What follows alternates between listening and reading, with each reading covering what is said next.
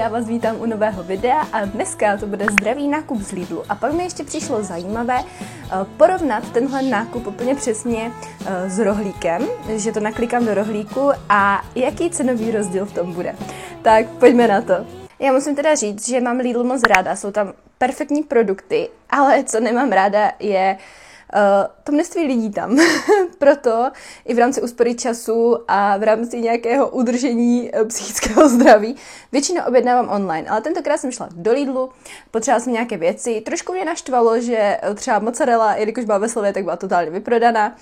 A teďka nově třeba takové ginger shoty jsem absolutně nemohla najít, protože kdysi to bylo v té části lednic, kde je lednice. A teďka to mají normálně mezi energy drinkama a tak. Takže nakonec jsem to našla, takže super. No a já jsem ten nákup rozdělila do takových částí a ke každé té části vám postupně něco řeknu. Jako první mám tady teda zástupce zeleniny, beru většinou to, na co máme chuť nebo z čeho budu vařit. Já vždycky mám předem na týden jídelníček, takže podle toho beru ty věci a hodně často beru věci do mrazáku. Zeleninu, prostě ovoce, to musí být, protože vždycky potom můžete sáhnout, když není doma vůbec nic už a je třeba před nákupem. Potom tady mám zástupce bílkovin, tady samozřejmě kuřecí maso, nějaké bezmase varianty, tofu, beru tempeh často, nějaké mleté maso, vysokoprocentní párky, vysokoprocentní šunku, tu většinou na 90%. Pak mám v Lidlu fakt moc ráda tady ty proteinové tvarohové tyčinky. Vyzkoušela jsem poprvé i tady tuhle high protein mousse. Není špatná, ale domácí je prostě domácí, to je jasné.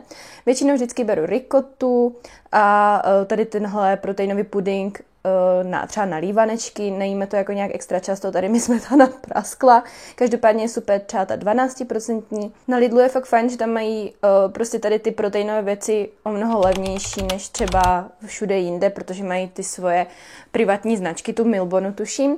Pak tady mám zástupce sacharidů, to jsou tortily, žitný chleba, ten si vždycky nakrájím do mrazáku. A pak jsem vzala ještě na zkoušku tyhle kroupy, protože vždycky se prostě hodí mít něco rychle, nemusíte nic vařit. No a pak jsem zkusila tady tyhle ginger shoty. No, já mám ráda tady tyhle klasické, vyzkoušela jsem i ty mangové a udělala jsem vám taste test, takže uvidíte, jaké to bylo. Na taste test.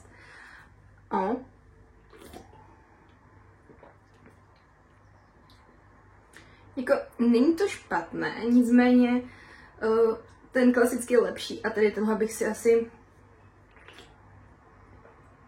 podruhé nekoupila. Pak vysokoprocentní čokošky a kokosové mlíko a beru tam i tyhle listová těsta. A co jsem vám ještě zapomněla ukázat, tak jsem vzala tady tyhle proteinové nanuky z Lidlu. No a já jsem si říkala, že by bylo moc zajímavé udělat ten stejný nákup na rohlíku a ukázat vám, jak se to cenově liší. Já teda jsem tam samozřejmě na rohlíku nenašla všechno, protože Lidl má prostě některé ty fajn produkty svoje, takže to jsem odečetla.